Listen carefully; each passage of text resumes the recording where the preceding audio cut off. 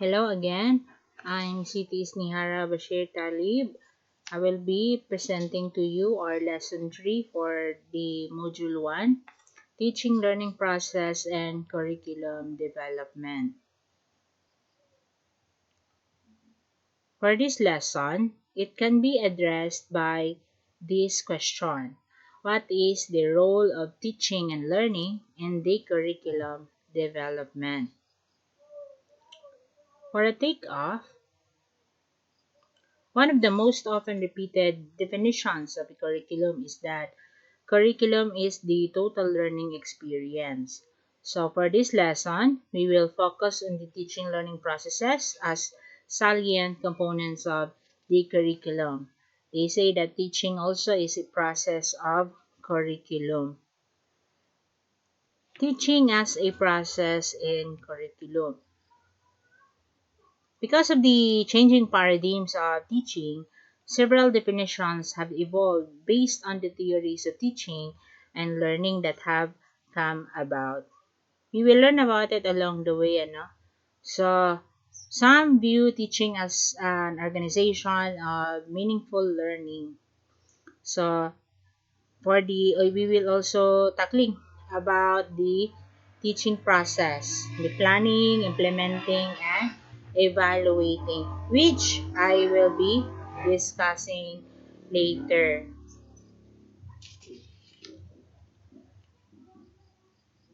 So, in the past lesson, I discussed two kinds of point of view in curriculum. Now we can also learn what are their views in terms of teaching. So, we will first start with the traditionalist. So, for the traditionalist, teaching is a process of imparting knowledge and skills required to master a subject matter. Also, teaching for them is showing, telling, giving instruction, and making someone understand in order to learn. And for the progressivist, teaching is a process that enables the learner to learn on his or her own. And also, teaching is now perceived as stimulating, directing, guiding the learner, and evaluating the learning outcomes of teaching. The question is, what is the teaching process? You can see the teaching process in the figure below. So, the process of teaching can be seen in this figure, no? Assuming that this cup is the uh, whole teaching process, where the three phases of teaching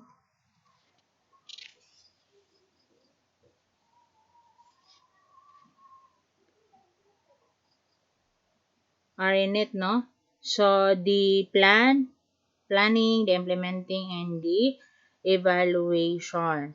So, after that, after the teaching process, no? So, the three phases, so there is a continuous feedback and reflections. So, that can be seen sa lesson plan. So, in every lesson plan, uh, after every lesson, you will write your feedback and your reflection in the last part of the lesson plan. So, if si principal mo, i-check niya yung lesson plan mo, ang pinakatitingnan niya doon is yung feedback at yung reflection. The whole teaching process, the feedback and reflection, I will discuss about that. So, first, we will begin with the three phases of teaching process. So, planning. The very first phase, no? Planning. Ano ba yung planning? Okay. So, planning, kailangan mong alamin yung need of the learners. No? So, ano ba yung kailangan ng mga learners? Pangalawa, kailangan mong gumawa ng achievable goals and objectives to meet the needs of the learners. And then after that, the selection of the content to be taught. So, dun na yan siya sa objective kung saan nandun si cognitive, si affective, at saka si psychomotor. Then after that, meron ka na kailangan mo rin ng motivation to carry out the goals. No? So, in every discussion, before starting, after the preliminary activities, then you will start with the motivation. And motivation can be answered with or followed by HATS questions. Then, after that, you will also make strategies or assess what are the strategies most fit to carry out your goals. And also, the last one of the planning process is the evaluation process to measure learning outcomes. So, the second phase is implementing. So, implement. Pero the word implement, ipapatupad mo na siya. So, it requires teacher to implement what has been planned. Kung ano yung pinlano mo dun sa lesson plan mo, itong si implement, dun mo na siya gagawin. So, kung yung sa planning, si lesson plan, si implement, yun na yung actual na pagtuturo mo. Then, that's why, dahil doon sa implementing, you put into action the different activities in order to achieve the objectives. Then, also in implementation process, there are two important players, the teacher and the learner. And then the third phase is the evaluate, no? So the evaluation. So in evaluation, a match of the objectives with the learning outcomes will be made, no? So some of the observers are very keen to the evaluation process. So, minsan may mga observer tayo kung saan ang tinitingnan nila ay ang evaluation. No? So, hindi lang yung teaching process mismo na kung saan implementing ang under. Kasi, di ba, punta sila, titingnan nila yung plan mo. Tapos, yung observer, titingnan niya yung implementation mo. But the very important part is the evaluation. Because in making your evaluation, you have to make it suited doon sa match doon sa objectives na ginawa mo.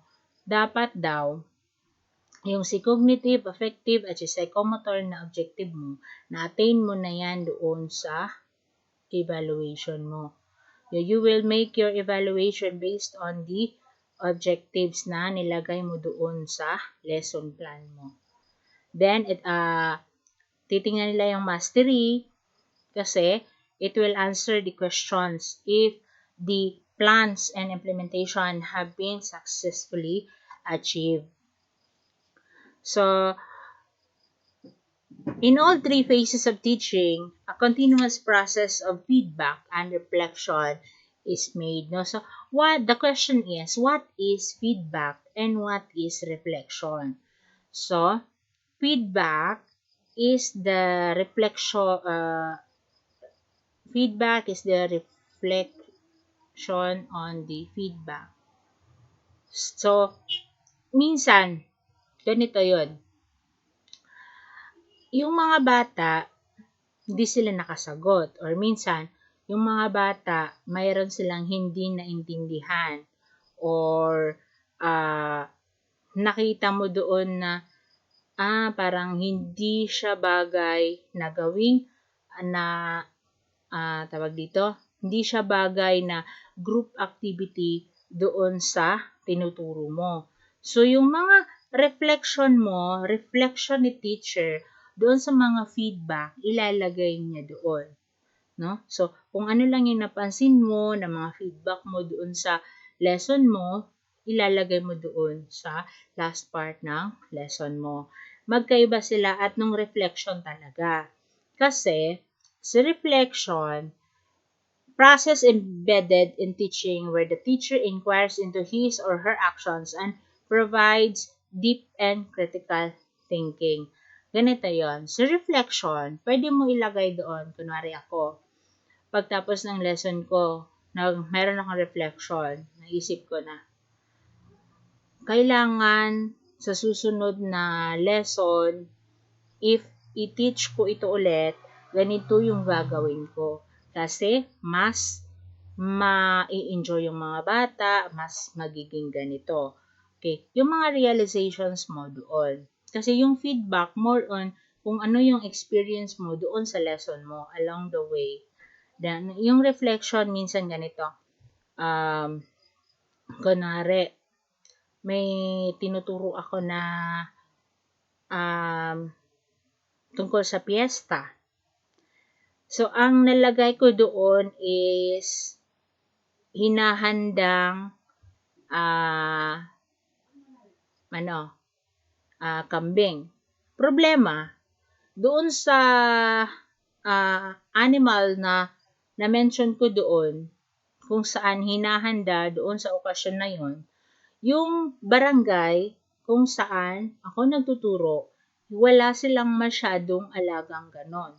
So, dapat siguro, gawin ko siya, palitan ko na lang siya ulit ng chicken. Kasi parang mas ganon yung, sa locality, ganon yung ginagamit nila for that festival or yung ganong okasyon. So, yun, pwede yun siya sa reflection.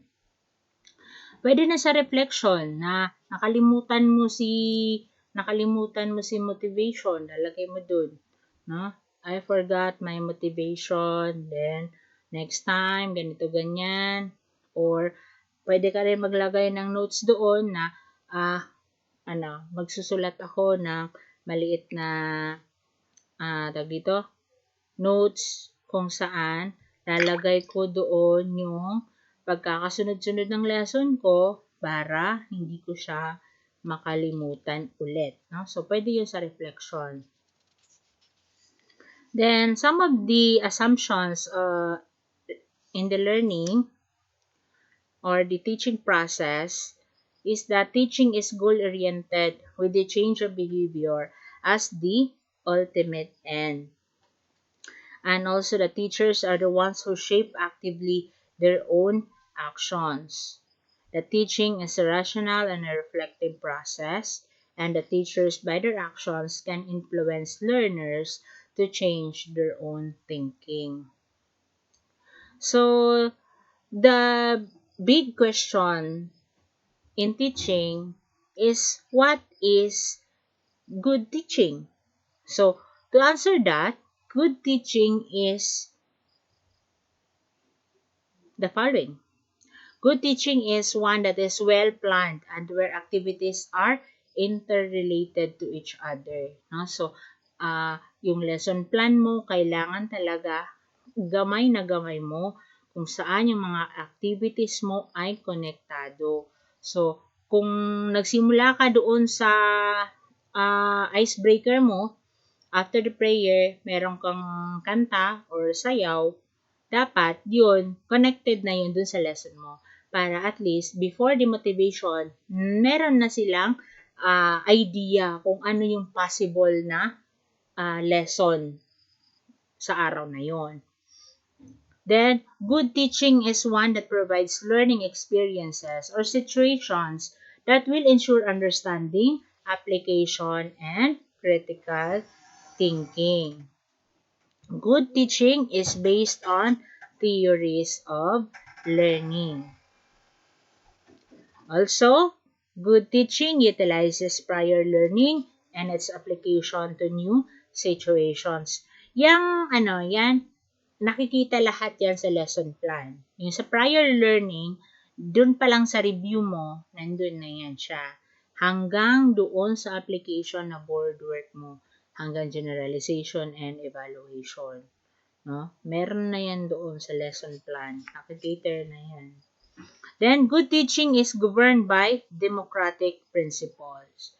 And good teaching embeds a sound evaluation process. Actually, we will agree about this, no?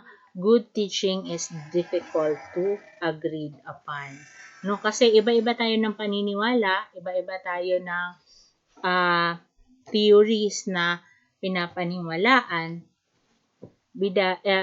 parang bida-bida so perspective no? Kaya iba-iba rin yung explanation natin kung ano ba yung sinasabing good teaching.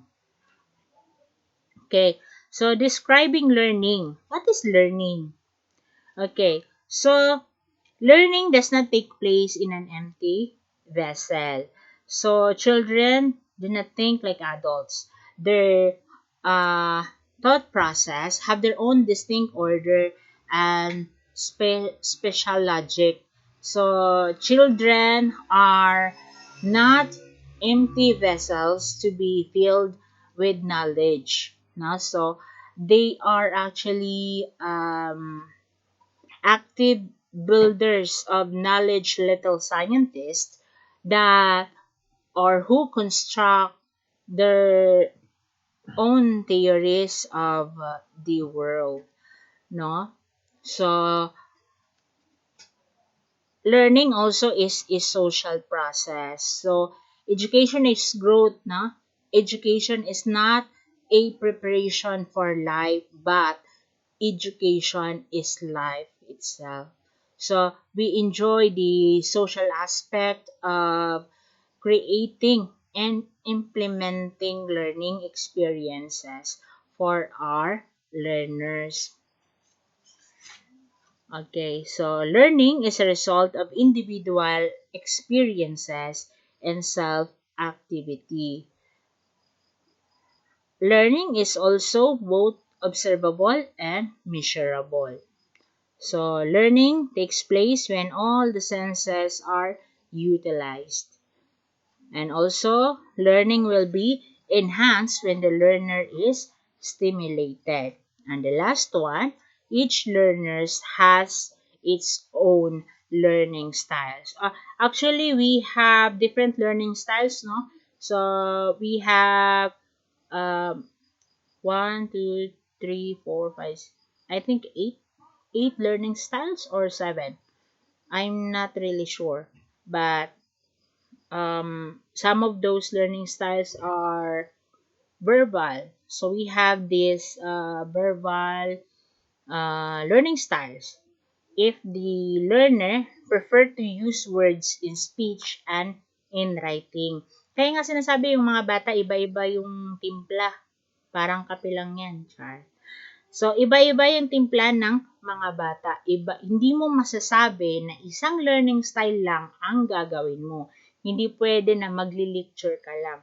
Hindi pwede na maglalaro lang kayo buong araw. Hindi pwede na magdadramahan lang kayo buong araw. Hindi pwede nakakanta lang kayo buong araw. No? So, every learner has its own learning style which ilang araw lang sa iyong bata, minsan nahalata mo na. Kasi there are some behaviors na, specific behavior na ginagawa ng batang yon, no? Which is connected doon sa learning style niya. So, una yung verbal, which the learner prefer to use words in speech and in writing. Mas pabor siya doon sa oral recitation, yung mga essay, ganon. So, dun siya sa verbal. And visual learning style. Kung sabi mo, visual learning style, if the learner prefer to use pictures, diagrams, images, and spatial understanding for them to learn, then their learning style is visual. No? So, mas pang-answers kanyan kung ay pag-usalan ka na picture. Mas uh, explain yung pipi mas sabutin niya gira image pag-usar nun. Then musical auditory, if the learner prefers using sounds and music, no, so gira ko na nawat diba na sabi ko na merong bata na mapapansin mo naka headset di bas di mag music. Naginas kanyan na under siya sa musical auditory. pansinin mo, minsan, nasaparan ka, kadis ka niyan pag music na, di pa ka-answer. No? So, pwede, under siya doon. Ayos to, na, kasaparan ka, kung di mag-ML, di mag-Facebook, no? Kasi walang learning doon. So, if musical naman, no, na kapakayo to. So, minsan ngayon, in this pandemic, pinapili yung mga bata ng gusto nila na modality. May bata na mas prefer yan digital audio with self-learning module. No? Siguro, belong sila doon. Mas prefer na berambun ko kaysa sa video. Okay. So, minsan sa video na distract sila nun. Then, there is this learning style, no? The physical and kinesthetic. So, sa physical and kinesthetic, the learner uses his or her hands, body, and sense of touch. No? Mas tumo niya na kakaptan yan. Mas baka-learns kanya na kakaptan yan no to pag-usal niya sulawas yan. Agu. So, mga kagdam yan na. Then, ano pa ba yung iba? Yung logical or sabi mathematical. No, so if the learners likes using logic, reasoning, so system, go sequence na to make him or her easy to learn, na yung batang yon under siya doon sa logical, mathematical na learning style. So, ano pa ba? Social learning style. Yung social learning style, if the learner likes to learn new things as a part of a group to learn.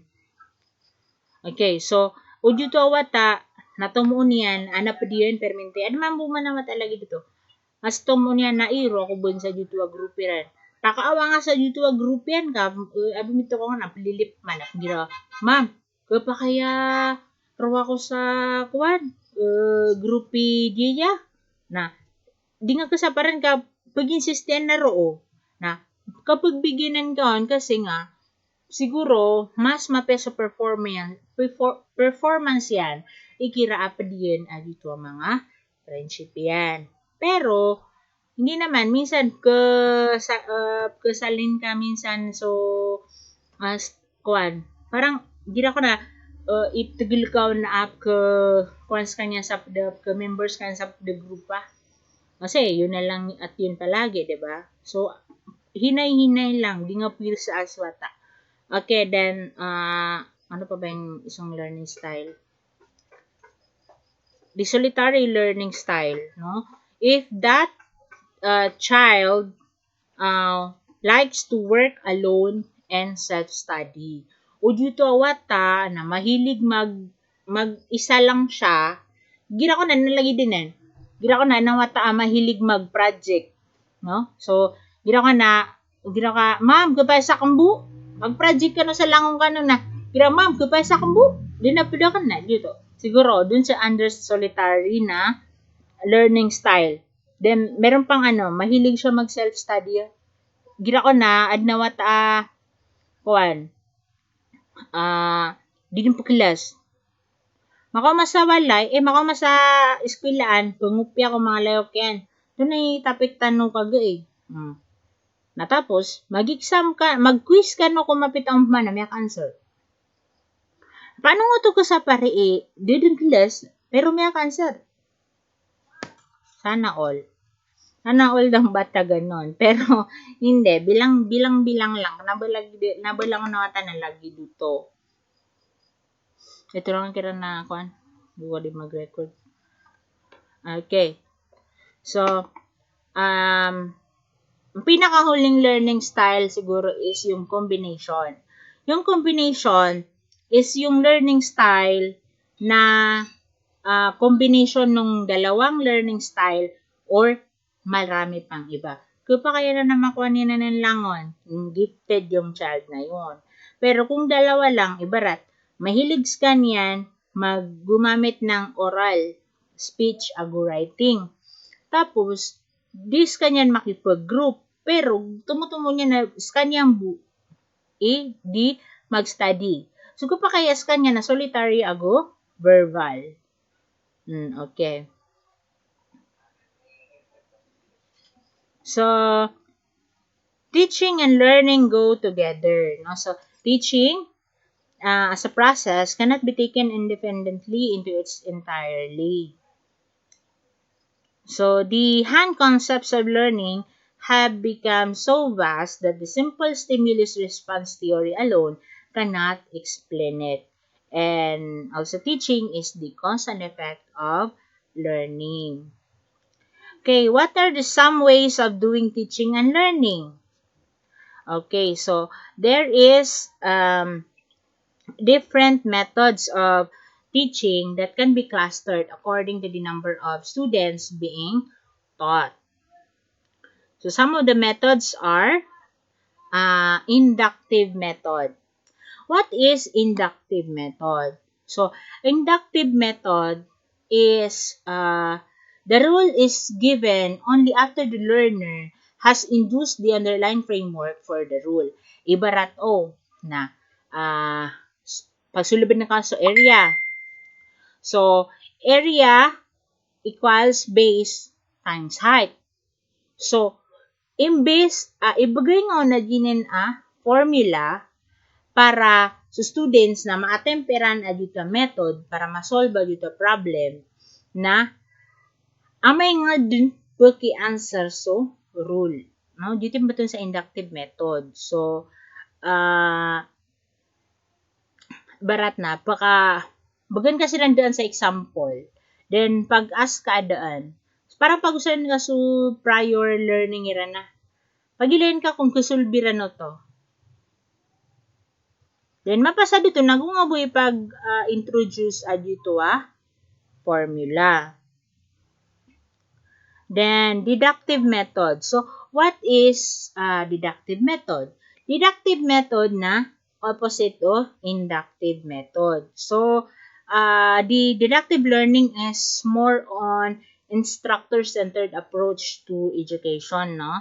So, concept yan, gusto generalization yan, na ini-introduce ka doon ko mga wata na pelon kap man sa example ago activities na gukabub man parang generalized din discussion. So, parang di nga sila di nga kinang paki-discover. Inunaan na ka na. So, minsan ganon sa college, no? Pag nagtuturo ka, minsan ginagamit mo deductive method. Then, type study method. This type study method is inductive procedures kanyan mambo. Except, isang case lang pag-studyhan nyo. No? So, kanabom niya ka diyan. So, ibarat, pag-studyan ka sa parts of the plants.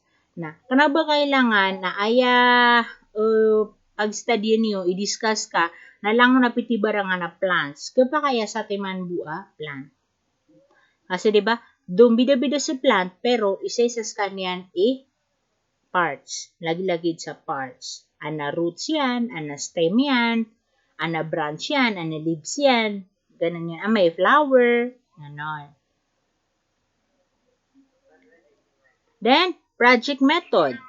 So, what is project method? So, project method is a teacher-facilitated collaborative approach in which students acquire and apply knowledge and skills to define and solve realistic problems using a process of extended inquiry. No? So, actually, projects are student-centered. No? So, they follow standards, parameters, and milestones that is clearly identified by the instructor. Tutaron ka, project yun na diya, pambal ka no sa, figure, o paano life cycle, o diya, ganun yun. So, babal sila ng bida-bida sila sa drawing, pero, iisa lang ang punto, iisa lang bala niran. Iba-iba lang minsan. Minsan, gina ko na nabuklo ata, did na bunta-bunta lo project yan. Pakatulad nga sa lion, na may simple-simple. Lasara may katulad sa lion. Adem man na matap yan, nagunin sa glitters. Adem man na wata, asar, keoloran yan. Adem man na dawata, miya kadidiyang yung color. Ano ka miya kailay sa lion na, miya kadidiyang yung kulay. Sa elementary, kailangan. Then, laboratory method. So, laboratory method are used in science, no? So, or what we call activity method. So, it leads the learners to discover mathematical facts or science facts, no? So, it is based on the principle or of learning by doing, no? Learning by observation, and proceeding from concrete to abstract. So, extension siya nung inductive method na naman. Suking-suki talaga si inductive. Kasi mas, yung 4A lesson plan, mas prefer niya si inductive method. Kasi, pagka-learn suwata, no? Motivation, when ka sa activity, pag-isun ka, ito na may observe yan, tapos pangisa ka sa hot questions, then sila din kuhan na ka, balat na, discover na ka, unto na unon mga day lesson tano, imanto. Then, question and answer method. So, sa mga reading comprehension, ito ginagamit to. So, pabatiin ka sila sa story. Then, after that, mayroong mga questions. Then, question and answer. Then, para ma-measure mo yung reading comprehension. So, next is the lecture method. The oldest method of teaching. Pinaka-apo aniran. Si lecture method. Bago pa yung mga ibang methods, pinaka-ano na si lecture method. No? The teacher clarifies the content matter to the students by using gestures, simple devices, by changing voice, change in position, and facial expressions. So, teachers in the lecture method, teachers are more active and students are passive.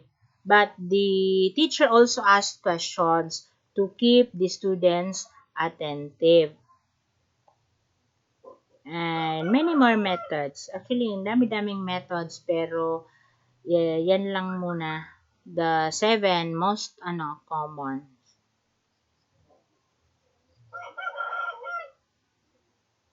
So, what are the ways of learning? So, learning by trial and error. So, trial and error is a problem-solving method in which multiple attempts are made to reach a solution. So, it is a basic method of learning that essentially all organisms use to learn new behavior.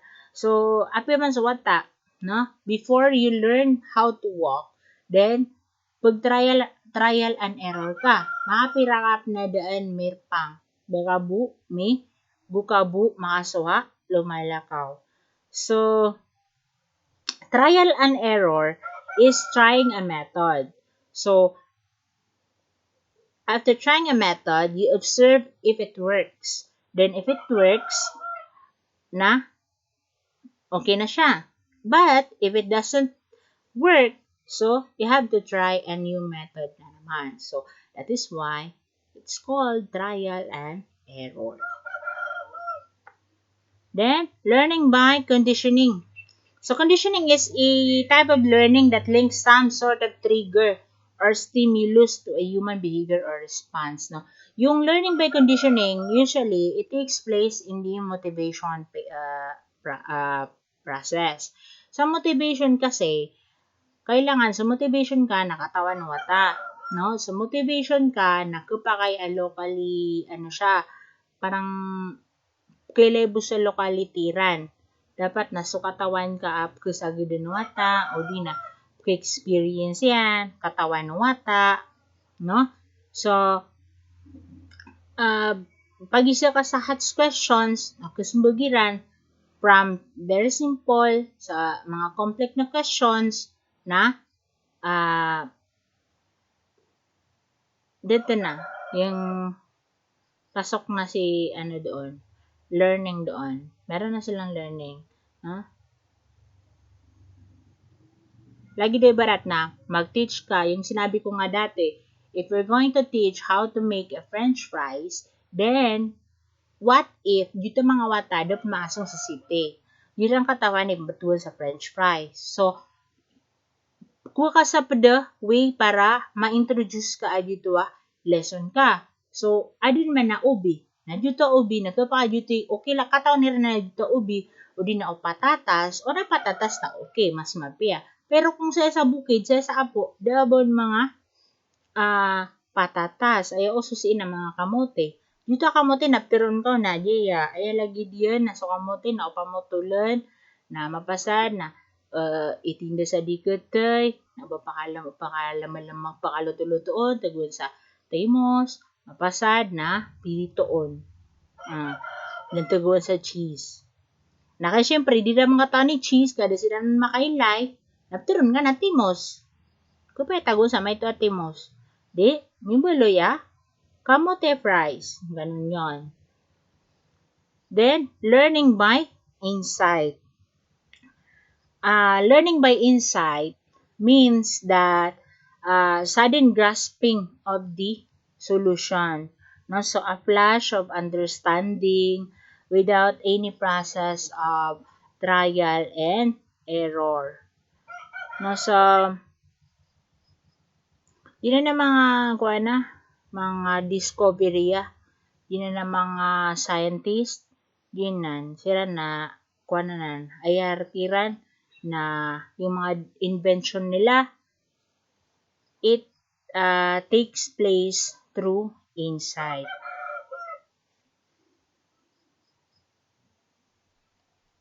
Then, learning by observation and imitation through modeling. Yun na learning by observation. Ang pinakamagandang example dito is may ipapagawa ka dun sa mga bata, mag-role playing kayo. At first, meron kang papakita na scene. Then, sabihin mo, eto, gawin nyo to. Then, i-group mo sila sa apat. Then, pag-imitate niran. Siyempre, yung observation, may leran sa video, in-observeran.